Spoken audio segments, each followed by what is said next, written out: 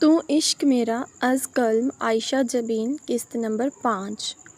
وہ فریش ہو کر باہر آئی تو علی ڈریسر کے سامنے کھڑا بال بنا رہا تھا۔ اس کو آتا دیکھا اور اچھی طرح خود پر پرفیوم کا سپرے کر کے سائڈ پر ہو گیا۔ وہ آہستہ آہستہ چلتی ہوئی ڈریسر تک آئی اور کاجل آنکھوں میں ڈالا اور لائٹ پنک کلر کی لپسٹک لگائی اور دوپٹہ اچھے سے سیٹ کر کے وہ علی کو دیکھ کر بولی، چلے؟ وہ اس کو غور سے اوپر سے نیچے تک دیکھتے ہوئے بولا، جلدی چلو۔ وہ دونوں ایک ساتھ نیچے ہال میں آئے تو سب ان کو دیکھنے لگے۔ السلام علیکم۔ انہوں نے سب کو مشترکہ سلام کیا۔ وعلیکم السلام، ماشاءاللہ بہت پیاری لگ رہی ہو میری بیٹی۔ جمیلہ شاہ اس کو پیار کرتے ہوئے بولی، بیٹھو اور ناشتہ کرو، پھر اپنے امی ابو کو ملنے چلی جانا، تمہارے لیے پریشان ہو رہے ہوں گے۔ جی آنی ٹھیک ہے، وہ آہستہ سے بولی۔ اب تمہاری طبیعت کیسی ہے بیٹا؟ اقرار شاہ نے اس سے پیار سے پوچھا۔ جی انکل اب بہتر ہے کافی، وہ مسکرا کر بولی۔ بیٹا آج ایک بات کلیئر ہو جانی چاہیے، اب تم اس گھر کی بہو ہو اور ہماری بیٹی ہو، تو اب تم مجھے ابو یا بابا اور جمیلہ کو امی یا ماما بولو گی، یہ آنی اور انکل اب نہیں چلے گا۔ کیوں جمیلہ؟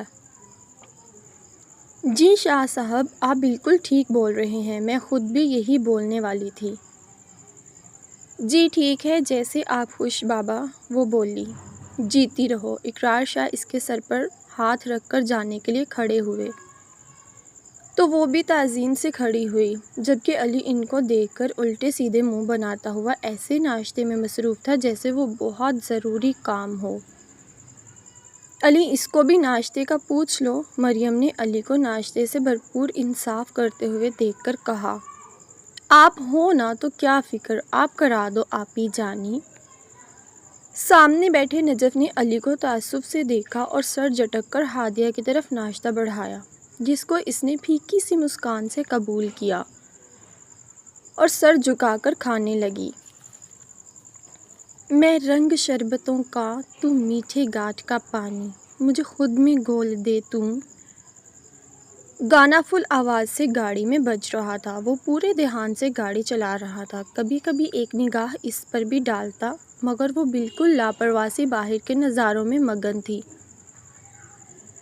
جیسے اس کے علاوہ کوئی نہ ہو اس گاڑی میں۔ ایک دم سے گاڑی رکنے پر اس نے علی کی طرف سوالیہ نظروں سے دیکھا۔ محترمہ خالی ہاتھ تو نہیں جا سکتے اب تمہارے گھر، کچھ تو لینا پڑے گا۔ کچھ دیر بعد وہ کافی سامان کے ساتھ آ کر بیٹھا اور پھر سے گاڑی چلانے لگا۔ وہ لوگ ہادیہ کے گھر آ چکے تھے۔ سب کو ملنے کے بعد اب وہ اپنے بابا کے ساتھ بیٹھی تھی، جبکہ علی اس کے بھائی کے ساتھ باتوں میں لگ چکا تھا۔ کیسی طبیعت ہے میری بیٹی کی اب؟ نعمان ملک نے ہادیہ کو اپنے ساتھ لگا کر پوچھا۔ جی بابا اب میں ٹھیک ہوں، آپ فکر نہ کریں، وہ ان کے ہاتھ تھام کر بولی۔ اچھا میں ذرا اماں کو دیکھوں پھر بولیں گی، تم کو بس اپنے بابا کی فکر ہے۔ ہاں جاؤ، اس کو ویسے بھی بہانہ چاہیے ہوتا ہے ہم باپ بیٹی پر بات کرنے کا، وہ ہنستے ہوئے بولے۔ اماں کچھ ہیلپ کروا دوں میں آپ کی؟ وہ کچن میں آ کر بولی۔ تم یہاں کیوں آ گئی؟ باہر بیٹھو، پہلے بھی تمہاری طبیعت ٹھیک نہیں ہے۔ نہیں اماں میں بالکل ٹھیک ہوں، وہ تو بس شادی کی تھکاوٹ تھی۔ ہادیہ تم خوش ہو نا علی کے ساتھ؟ وہ اس کو دیکھتے ہوئے بولی۔ ان کے چہرے پر فکر نمایاں تھی۔ اماں آپ بھی نہ پتہ نہیں کیا کیا سوچتی ہوں، میں بہت خوش ہوں، وہ ان کو گلے لگا کر بولی۔ اب جلدی سے کھانا لگائیں، مجھے بہت بھوک لگ رہی ہے۔ اچھا تم چلو باہر جا کر بیٹھو اپنے بابا کے ساتھ، میں لگاتی ہوں کھانا۔ وہ سب کھانا کھا رہے تھے، ساتھ ساتھ ہادیہ کے بھائی کی باتوں پر ہنس رہے۔ خوشگوار ماحول میں کھانا کھانے کے بعد اب ینگ پارٹی چائے انجوائے کر رہی تھی، جبکہ بڑے الگ بیٹھے ہوئے تھے۔ آپ ایک بات بتاؤ، ہادیہ کی چھوٹی بہن بولی۔ پوچھو۔ آپ کو علی بھائی نے کیا دیا منہ دکھائی کا گفٹ؟ اس نے ایک دم سے علی کو دیکھا جو اسی کی طرف دیکھ رہا تھا۔ چھوٹی بعض گفٹ بتانے کے نہیں ہوتے، وہ خود تک رکھے جاتے ہیں۔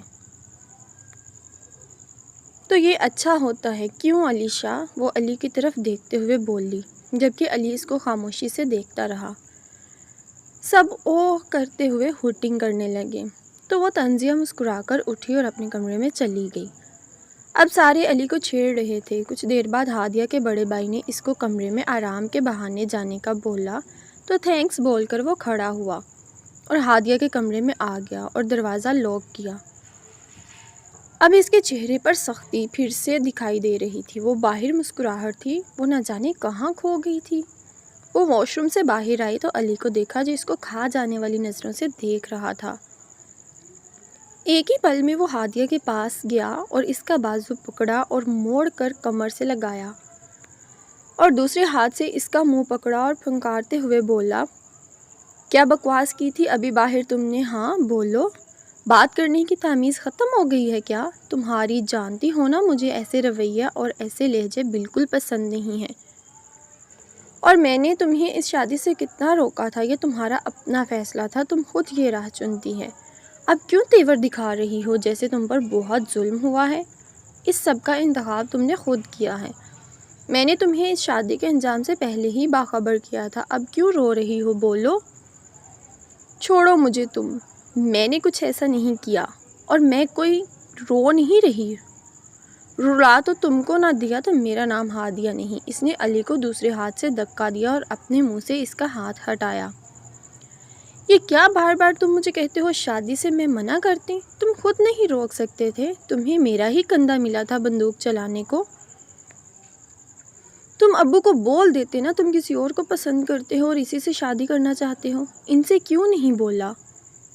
وہ اس کی آنکھوں میں دیکھتے ہوئے بولی، تم یہ سب کیسے جانتی ہو؟ وہ ناسمجھی سے بولا، اب زیادہ ڈرامہ مت کرو علی شاہ، کل جب تم نجف بھائی سے بات کر رہے تھے میں نے سب سن لیا تھا۔ یہی تو تمہاری خوبی ہے، تم سن سب لیتی ہو پھر مانتی نہیں ہو۔ وہ چلایا، چلو میں تو نہیں مانتی، تم اپنے گھر والوں کو منا لیتے کہ جہاں تم چاہتے ہو وہاں تمہاری شادی کر دیں۔ وہ غصے سے بولی، ہاں جیسے وہ مان جاتے، تمہارے علاوہ ان کو کچھ نظر نہیں آتا، بس دنیا میں تم ہی بچی تھی اور ساری لڑکیاں تو میری بہنیں بن گئی تھیں، جیسے تم لکھی تھی میرے نصیب میں جادوگرنی چڑیل کہیں کی۔ وہ منہ بناتے ہوئے بولا، کیا میں جادوگرنی چڑیل؟ اور تم کیا ہو؟ اکڑو، بدمزاج، سڑیل اور ہاں کھڑوس ہو تم۔ وہ غصے سے بولی،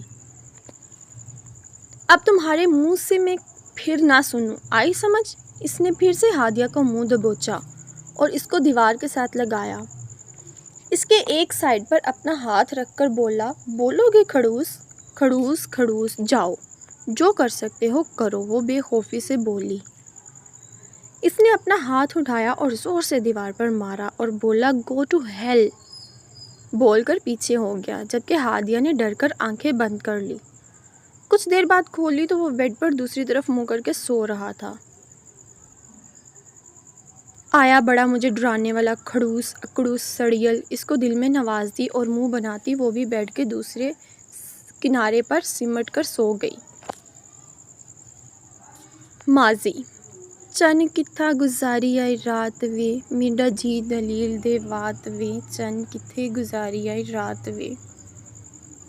وہ نہایت دل جمعی سے گانا گا رہا تھا، باقی سب اس سے بامشکل برداشت کر رہے تھے، ایک وہی تھی جو اس کو مکمل سپورٹ کر رہی تھی۔ بس کرو، اتنا برا تو گا رہا ہے اور تم ایسے خوش ہو رہی ہو جیسے عاطف اسلم گا رہا ہو، اتنا پاگل پن بھی ٹھیک نہیں ہادیہ۔ ہادیہ کو تالیاں بجاتے دیکھ کر سہرش جل کر بولی، تم کیا جانو سہرش، مجھے تو اس کی ہر ادا پسند ہے، مجھے وہ ہر حال میں اچھا لگتا ہے۔ وہ دھیما سا بولی، جانتی ہوں تم اس کی مجنوں ہو، پتہ ہے سب بچپن سے، کوئی نئی بات کرو جو مجھے نہ پتہ ہو، اب تو سب ازبر ہو گیا ہے۔ تم اس کو بے پناہ چاہتی ہو، وہ تمہارا سب کچھ ہے، اس کے بنا تم کچھ بھی نہیں، اس کے بغیر تم ادھوری ہو، وہ تم کو اور تم اس کو مکمل کرتی ہو۔